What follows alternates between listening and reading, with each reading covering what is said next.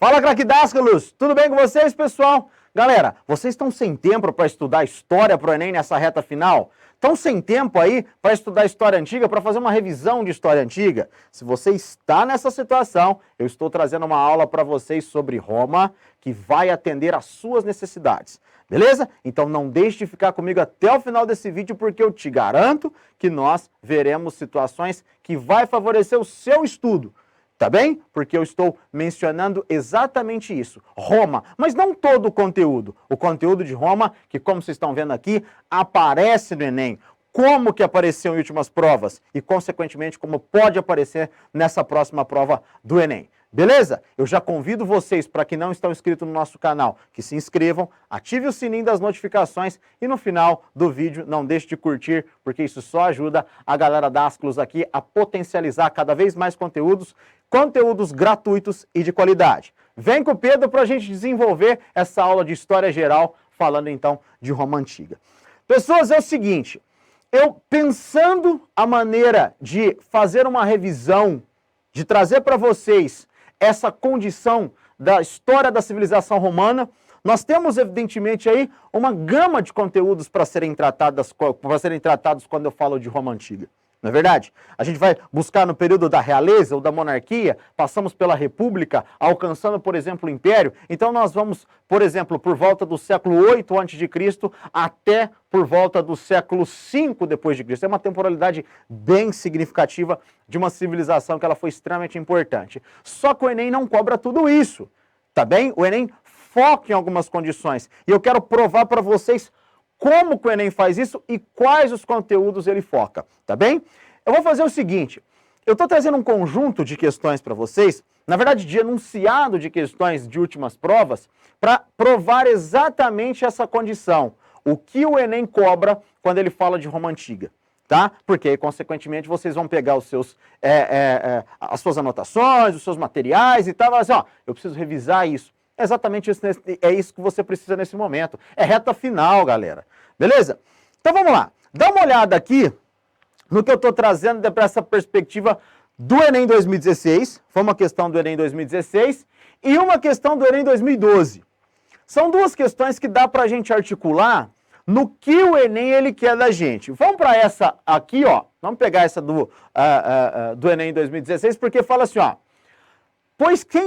Pois quem seria tão inútil ou indolente a ponto de não desejar saber como e sob que espécie de constituição os romanos conseguiram em menos de 53 anos submeter quase todo o mundo habitado ou ao seu governo, fato nunca antes ocorrido? Ou, em outras palavras, quem seria tão apaixonadamente devotado a outros espetáculos ou estudos, a ponto de considerar qualquer outro objetivo mais importante que a aquisição desse conhecimento? Olha que enunciado interessante e o que dá para a gente retirar dele. Mas antes eu queria fazer a observação dessa imagem. E aí eu trago o enunciado também dessa questão que caiu lá no Enem de 2012 da seguinte maneira. A figura apresentada é de um mosaico produzido por volta do ano 300 depois de Cristo, Império Romano, tá bom? É encontrada na cidade de Lode, atual Estado de Israel. Essa figura, pessoal, ela representa, temos vários animais, né? Dá pra gente perceber ali um elefante, dá pra gente perceber aqui ali outros mamíferos, outros conjuntos de animais. Eu vou voltar a essa questão para a gente discutir a seguinte condição, chamando a atenção para essa do Enem 2016 e para outra questão. O que dá pra gente retirar dessas duas questões? O expansionismo territorial dos romanos. Beleza? Então, esse é um primeiro ponto que eu quero deixar aí para você que está estudando, para você fazer essa observação, tá? Esse expansionismo territorial, pessoal, ele começou a se desenvolver dentro da República.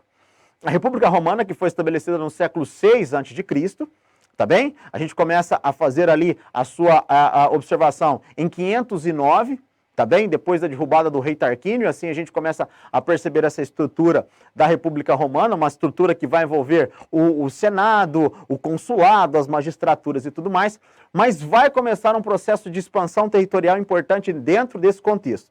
Então, essa é uma primeira observação importante. Esse expansionismo territorial, meus caros, ele vai alcançar, num primeiro momento, as cidades próximas ali do centro da Península Itálica, ou seja, onde que ficava a cidade de Roma. Depois vai alcançar a Península Itálica, a região da Sicília, tá? Alcançar também a Península Ibérica, alcançar regiões da atual França, as regiões, digamos assim, mais a oriente, né, os reinos helenísticos, como a gente vai compreender para aquele contexto. E um ponto muito importante, dentro ainda dessa república, vai ser o bater de frente contra os cartagineses, ou seja, Cartago, naquilo que a gente conhece como as Guerras Púnicas, tá bem? Alcançando, evidentemente, uma vitória nessas guerras púnicas, alcançando esses territórios que eu acabei de narrar para vocês, norte da África, essas regiões, a gente percebe que os romanos ainda na República tiveram um controle muito expressivo do Mar Mediterrâneo. E ter um controle muito forte do Mar Mediterrâneo favoreceu muito a sistematização cada vez mais constante da civilização romana, né? A afirmação da civilização romana naquele contexto enquanto república, tá bem? E aí eu vou para essa questão aqui, vou deixar nessa questão, por quê? Porque ela traz uma datação para a gente, 300 depois de Cristo, ou seja, nós estamos falando aqui do Império Romano, né? Naquele processo entrando ali no Baixo Império, vamos pensar assim. E aí, por que eu chamo a atenção para as condições imperiais? Porque dentro do Império Romano, nós tivemos uma continuidade desse processo expansionista. É muito importante ficar claro que nós tivemos a Pax Romana, ali, com o estabelecimento, aliás, estabelecida pelo governo do Otávio Augusto, isso é muito importante, que foi um processo mais de reorganização das fronteiras. Evidentemente, né, pessoal, vem de uma reorganização de crise, vindo da República, isso é muito importante. De qualquer forma, galera, isso fez parte também do quadro, digamos assim, político dos romanos, o expansionismo territorial.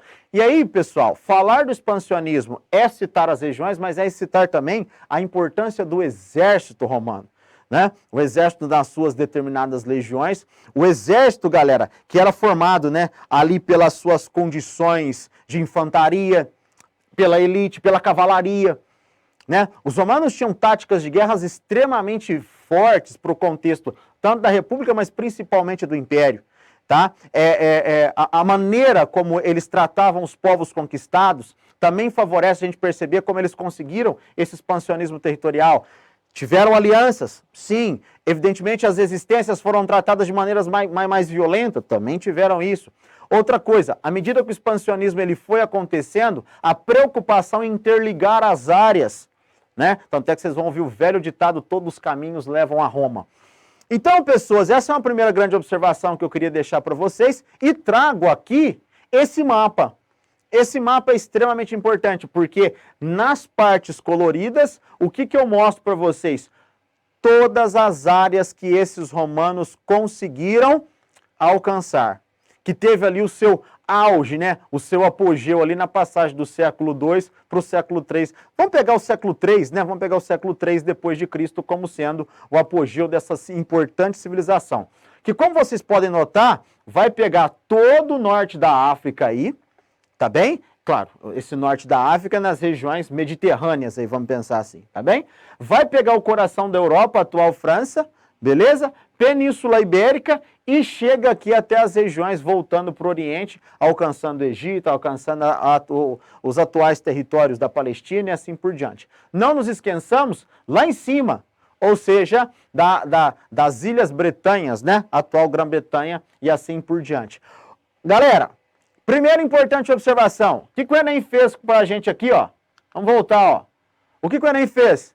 Ele cobrou situações do expansionismo. A resposta dessa questão envolvia a condição do desenvolvimento imperial, né? Utilizo o termo imperialismo, é muito importante ficar claro que o termo imperialismo não é um termo do contexto. De qualquer forma, pode aparecer para vocês.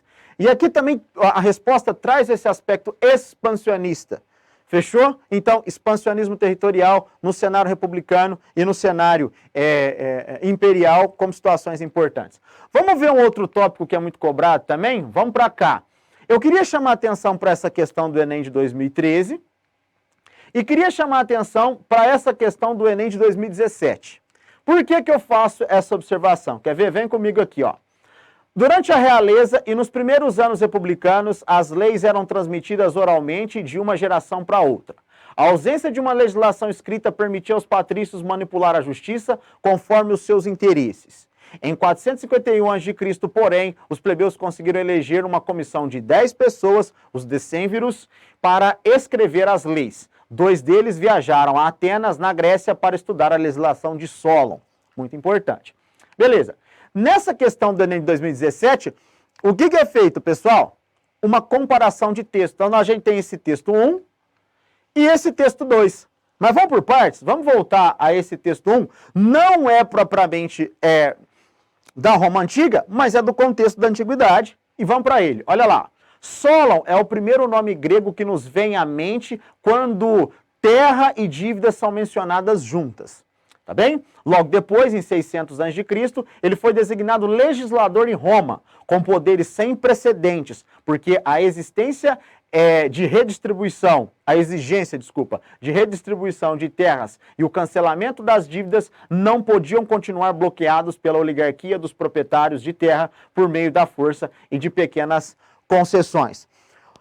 Quer dizer, vocês vão encontrar aqui, vou deixar um linkzinho aqui para vocês, para a minha aula de Grécia Antiga, onde eu cito as condições dos atenienses, onde eu cito, por exemplo, os reformadores, como foi Solon, para a gente olhar esse ambiente e retirar daqui a essência, uma outra essência para revisão aí da história dos romanos. Quer ver? Vamos lá. Vamos para 2 aqui. Olha lá.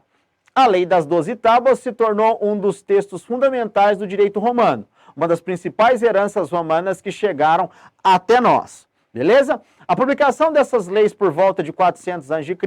foi importante, pois o conhecimento das regras do jogo, da vida em sociedade, é um instrumento favorável ao homem comum e potencialmente limitador da hegemonia e do arbítrio dos poderosos. O professor Pedro Paulo Funari traz essa observação extremamente importante para a gente. Galera, vamos voltar aqui, ó. Como vocês podem ver ali, ó. Enem 2013, Enem 2017, eu trago outro tópico. O que, Pedro? O direito romano. Se o primeiro tópico eu citava para vocês a questão do expansionismo, agora eu trago a condição do direito romano. Então, esses 2 pontos são fundamentais para o Enem e eu estou comprovando isso para vocês. Beleza? Expansionismo territorial e o direito romano. Tá? E eu queria dissertar um pouco com vocês sobre esse direito. O direito romano, pessoal, ele tem determinadas fases, vamos pensar assim. Quando eu olho para a realeza, se vocês pegarem aqui nesse próprio enunciado, o período da monarquia romana, ele está baseado muito nos costumes, na tradição oral, beleza? Consequentemente, galera, isso favorece uma condição de classe. E aí eu parto também de uma análise, a condição de classe. Na Roma Antiga, vocês verão aí que as camadas sociais estavam divididas de uma elite dos patrícios, tá bem? Uma classe intermediária, a classe dos clientes, a camada dos clientes, tá bem? Vamos pegar camadas, viu, gente? A camada dos clientes, quer dizer, era uma população dependente dos patrícios, mais uma camada de homens livres, que eram os plebeus. E também tinha os escravos, evidentemente. Na realeza, a base de trabalho não era o escravismo, tá bem? Mas na República e depois no Império foi. Correto? Então são apontamentos importantes para a gente tratar da condição do direito romano. E aí eu me valho agora do período republicano. No período republicano, essa tradição oral, galera, do direito e assim por diante, o que a gente começa a perceber? Que isso, evidentemente, traz uma situação ali de controle dos poderosos sobre o princípio jurídico, porque eles que têm o conhecimento da lei, eles que têm essa determinada oralidade, beleza? E isso vai causar algumas determinadas indisposições. Por isso que eu quero ir para esse texto do Enem lá de 2017, onde que ele fala das leis das 12 tábuas, onde o professor Pedro Paulo Funari aqui ele foi preciso, galera. O que acontece, o que foi a lei das 12 tábuas, né? Foi um código, evidentemente, escrito dessas leis, e a gente sai da condição oral e passa para uma condição, evidentemente, dissertada, o que desmonopoliza esse conhecimento jurídico por parte desses poderosos. O professor Pedro Paulo Funari deixa bem claro aqui, ó. Foi importante, pois o conhecimento das regras do jogo, da vida em sociedade, é um instrumento favorável ao homem comum. Quem que é o homem comum? O homem plebeu. Tá certo? Essas condições. E potencialmente limitador da hegemonia e arbítrio dos poderosos. Quer dizer, falar no direito romano, pessoal, é perceber as condições dos costumes, tá bem? É perceber um elitismo aí desse determinado conhecimento, o que consequentemente favorecia a elite patrícia, mas também é perceber como que o direito romano, ele avançou aí numa parte escrita para, digamos assim, no mínimo ser ali, deixar as regras do jogo bem claras. Quer dizer, trazer à luz um conhecimento jurídico por parte de homens que não fossem da elite patrícia, o que teoricamente traz uma desmonopolização desse conhecimento jurídico e favorece essas classes mais subalternas. Vamos pensar assim. E aí eu me valho de uma outra observação. Qual? Para chegar, por exemplo, na lei das 12 tábuas, ou um outro conjunto de leis, como por exemplo a abolição da escravidão por dívida, as famosas leis licínias, né? A permissão do casamento entre nobres e plebeus e assim por diante, os plebeus partiram de revoltas, se revoltaram. Os plebeus que eram importantes, por exemplo, para o exército. Beleza? Então, quando eles promovem algumas revoltas ainda dentro da República Romana, isso pressiona uma elite patrícia para tomar medidas, evidentemente, favoráveis a esses plebeus, que envolve, evidentemente, concessão de direitos a esses plebeus, inclusive direitos políticos mais amplos, como, por exemplo, a criação do tribunato da plebe.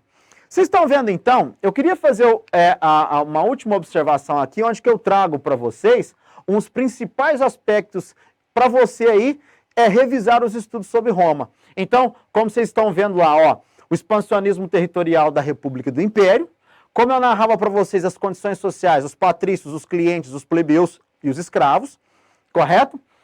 As conquistas da plebe, porque essas conquistas da plebe estão articuladas com a condição do direito romano. E aí eu vou parar um pouquinho nessa condição das conquistas da plebe, porque, pessoas, o Enem é uma prova que gosta muito de determinados movimentos, os ditos movimentos sociais. É claro que a gente precisa fazer um recorte, principalmente do século XIX, século XX, assim por diante, mas a gente pode fazer uma aproximação com esses contextos mais afastados cronologicamente, como foi o período romano. Plebeus, não se sentindo integrados à condição do direito político, não se sentindo integrados às condições, por exemplo, jurídicas, de uma maneira geral, né? Ou por algumas desigualdades sociais, manifestaram, se revoltaram e conseguiram algumas dessas leis. Ou seja, tem uma áurea aí de movimento social, sim. Então é um ponto importante para a gente revisar quando a gente fala dos romanos. E claro, os aspectos legais, o direito romano, que tem evidentemente uma conotação dentro da realeza, baseado nos costumes. Dentro da república a gente avança em um direito que vai ser escrito. É muito importante ficar claro que ele está ligado à condição do sagrado, está ligado à condição da religião. No Império, isso vai estar muito ligado à figura do imperador, evidentemente, à condição do direito romano, até por conta da sua força e da sua centralidade. E, claro, naquilo que a gente vai chamar de pós-império, a reorganização, aí vai envolver a condição do cristianismo, né, a ligação mais com essas orientações cristãs. Mas você que está aí e precisa de uma revisão rápida dos romanos, pegue essa aula e tome ela como sendo essencial, porque eu pensei em você, eu pensei no seu tempo e principalmente eu quis comprovar como o Enem fala quando se trata de Roma.